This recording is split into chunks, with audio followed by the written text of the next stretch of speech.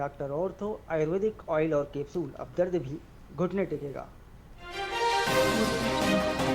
Iran ने Trump द्वारा दिए गए 48 घंटे के अल्टीमेटम को ठुकराया, चेतावनी दी, बेबस और घबराकर धमकी देने वालों के लिए नरक खुल जाएगा।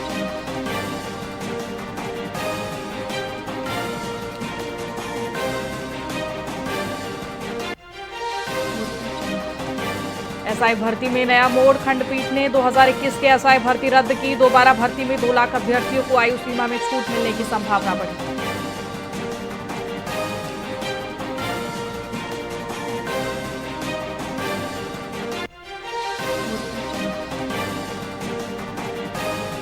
देश भर में 14 साल तक के 45,000 बच्चे भिक्षावृत्ति में, राजस्थान दूसरे नंबर पर, सरकार और एनजीओ की पहलों की जरूरत पड़ी।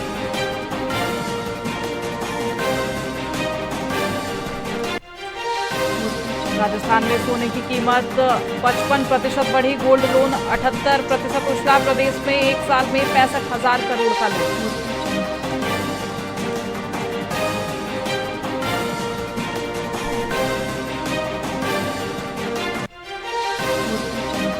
राजस्थान में फिर ओले गिरने की चेतावनी, 13 जिलों में आंधी बारिश का अलर्ट, दिन में ठंडक, 1 इंच से ज्यादा पानी बरसा।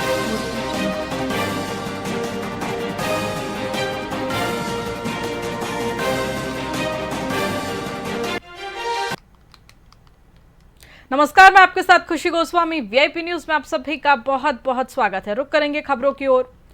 पाली जिले के सांडेराव तखतगढ़ में कैबिनेट मंत्री जोराराम कुमावत ने सरकारी समर्थन मूल्य एमएसपी गेहूं खरीदी केंद्र का विधिवत शुभारंभ किया। भारतीय खाद्य निगम द्वारा संचालित इस केंद्र से किसानों को बिचौलियों से मुक्ति मिलेगी और सीधे लाभ प्राप्त होगा। उद्घाटन के दौरान मंत्री ने स्वयं 2 किसानों को गेहूं की तुलाई करवाई। इस अवसर पर किसान संघर्ष समिति के पदाधिकारियों सहित कई जनप्रतिनिधि और अधिकारी मौजूद रहे। ये केंद्र क्षेत्र के किसानों की आर्थिक मजबूती के लिए मील का पत्थर भी साबित होगी। ये किसानों के लिए बहुत बड़ी उपलब्धि है कि सांडेराव और तखतगढ़ गेहूं खरीद चालू हुई है। आप अनुमान लगा दो, अभी सुमेरपुर मंडी में गेहूं के 2200 रुपये रेट चल रही है। इसका मतलब किसानों के साथ अन्याय तो हो ही रहा है, और एमएसपी पे जब तखतगढ़ या सांडेराव खरीद चालू करेंगे उसमें किसानों को बहुत रिलीफ मिलेगा। मेरे समझ में ये बहुत बड़ी उपलब्धि रहेगी। किसानों को क्या अपील करना चाहोगे? यही अपील है, ज़्यादा से ज़्यादा आपके गेहूँ इन केंद्र में आके तुलाओ यहाँ, और कोई व्यवस्था में प्रॉब्लम है तो संघर्ष समिति लड़ेगा उसके लिए। कि जिन्स का समर्थन मूल्य बढ़ाने का काम प्रधानमंत्री जी ने लगातार किया है, और अभी जैसे किसानों का जो समर्थन मूल्य है वो 2585 रुपया है गेहूं का। पूरे भारत में 2585 के हिसाब से समर्थन मूल्य पर गेहूं की खरीद होती है, लेकिन राजस्थान में हमारे जो मुख्यमंत्री माननीय भजन लाल जी है वो किसान हितैषी है और खुद। बीकानेर में जिला बॉडी बिल्डिंग संघ के अध्यक्ष अरुण व्यास ने प्रेस कॉन्फ्रेंस कर राजस्थान बॉडी बिल्डिंग संघ के पूर्व अध्यक्ष नवीन यादव पर गंभीर आरोप लगाए हैं। व्यास के अनुसार 2016 में मान्यता रद्द होने के बावजूद संघ अवैध गतिविधियां चला रहा है, जिससे खिलाड़ियों के भत्ते और सुविधाएं बंद है। आरोप है कि प्रतियोगिताओं के नाम पर खिलाड़ियों से लाखों की अवैध वसूली और वित्तीय अनियमितताएं की गई है। तो वहीं इस पूरे मामले में खेल मंत्री और क्रीड़ा परिषद से निष्पक्ष जांच कर दोषियों पर सख्त कार्रवाई की मांग की गई है। और राजस्थान के खिलाड़ी भी कड़ी मेहनत करके, कड़ी तपस्या से, खूब पैसा लगा के मेहनत करके इसकी तैयारी करते हैं, लेकिन दुर्भाग्य से ये कहना पड़ रहा है कि उसका फायदा उनको नहीं मिला। इसके जो पूर्व अध्यक्ष हैं श्री नवीन यादव, वो तानाशाही से संघ की, अनैतिक रूप से संघ की गतिविधियों का संचालन कर रहे हैं। 2016 में राजस्थान राज्य क्रीड़ा परिषद ने बॉडी बिल्डिंग खेल की मान्यता समाप्त कर दी। उससे पहले 2-3 साल तक इसको नोटिस जारी किए गए कि आप मान्यता संबंधित दस्तावेज उपलब्ध कराएं, लेकिन इन्होंने कोई रुचि नहीं दिखाई। अंततः उन्होंने मान्यता खत्म कर दी। उसका नुकसान ये हुआ कि खिलाड़ियों को जो दूसरे खेलों में टीएडीए मिलते हैं, दूसरे खेलों में जो अनुदान राशि मिलती है, पूर्ववर्ती कांग्रेस सरकार ने गोल्ड मेडल को 1 लाख रुपए, सिल्वर को 75, ब्रॉन्ज को 50,000 रुपये देने का जो प्रावधान किया था वो बाकी खेलों में मिल रहा है, लेकिन बॉडी बिल्डिंग में फूटी कौड़ी नहीं मिलती। लेकिन इनका कोई इंटरेस्ट नहीं है। ये अंधेरे में रख के जिला संघों को और खिलाड़ियों को एसोसिएशन की गतिविधियों का संचालन कर रहे थे। हमने इसकी शिकायत आज से कुछ माह पहले मुख्य शासन सचिव सहकारिता विभाग मंजू राजपाल जी से की थी, तो उन्होंने इस पर जांच बिठा के और जांच करके इसको दोषी मानते हुए एडॉक कमेटी बैठा दी। और राजस्थान के खिलाड़ी भी कड़ी मेहनत करके, कड़ी तपस्या से खूब पैसा। धौलपुर एसपी विकास सांगवान के निर्देशन में अपराधियों पर लगाम लगाने के लिए ऑपरेशन त्रिनेत्र तेज कर दिया गया है। इसके तहत पुलिस व्यापारियों और संगठनों के साथ बैठकर उन्हें सार्वजनिक स्थलों व बाजारों में अधिक से अधिक सीसीटीवी कैमरे लगाने के लिए प्रेरित कर रही है। इन कैमरों को अभय कमांड सेंटर से जोड़ा जाएगा, जिससे 24 घंटे निगरानी संभव होगी। पुलिस का मानना है कि जन सहभागिता और आधुनिक तकनीक के समन्वय से जिले में अपराधों पर प्रभावी अंकुश लगेगा और साक्ष्य जुटाना आसान होगा।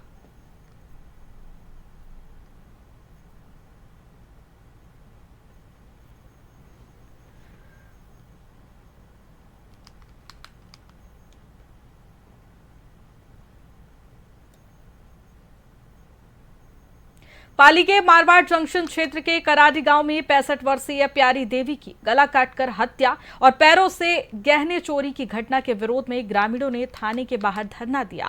पोस्टमार्टम के बाद परिजनों ने प्रशासन को 5 दिन का अल्टीमेटम दिया, जिसमें आरोपियों की शीघ्र गिरफ्तारी, 50 लाख मुआवजा, सरकारी नौकरी और गांव में स्थायी पुलिस चौकी की मांग शामिल है। पुलिस 20 से अधिक टीमों के साथ हर एंगल से जांच में जुटी है।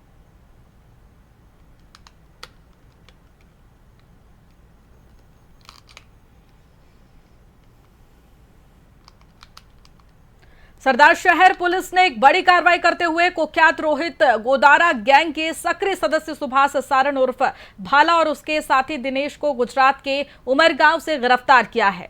25,000 रुपए के इनामी बदमाश सुभाष पर हत्या के प्रयास और फिरौती सहित कई गंभीर मामला भी दर्ज है। एसपी निश्चय प्रसाद के निर्देशन में गठित टीम ने सीसीटीवी और तकनीकी विश्लेषण की मदद से राजस्थान से लेकर गुजरात तक पीछा कर आरोपियों को दबोचा। तो वहीं पुलिस अब आरोपियों से पूछताछ कर गैंग की अन्य नेटवर्क का पता लगा रही है।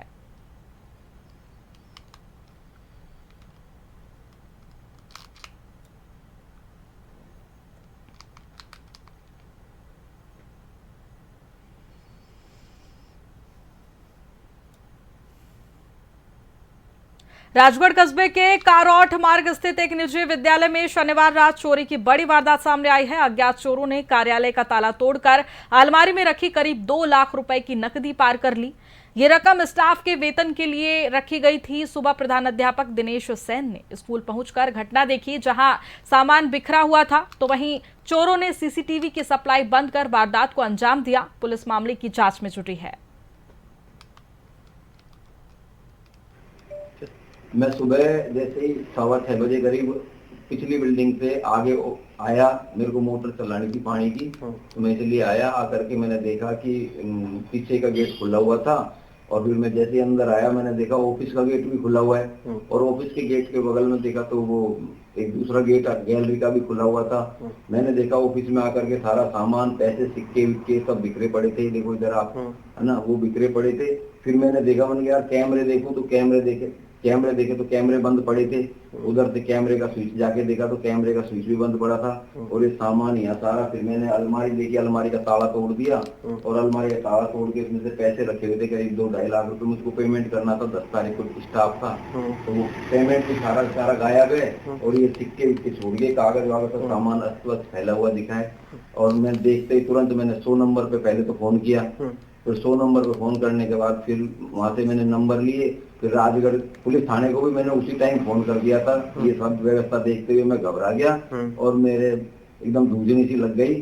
और अभी तक तो कोई ऐसा कार्रवाई हुई नहीं है। आगे देखो क्या करती है पुलिस, पता नहीं, कुछ पता लगाएगी, क्या करेगी क्या नहीं करेगी। बीकानेर में शहीद मेजर थॉमस राजकीय उच्च माध्यमिक विद्यालय में एसआई भर्ती परीक्षा के लिए प्रवेश प्रक्रिया शुरू हो गई है।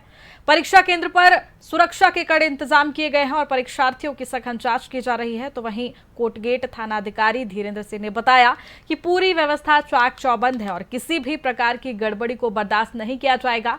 पुलिस और प्रशासनिक टीमें लगातार निगरानी बनाए हुए हैं ताकि परीक्षा निष्पक्ष और शांतिपूर्ण तरीके से संपन्न हो सके।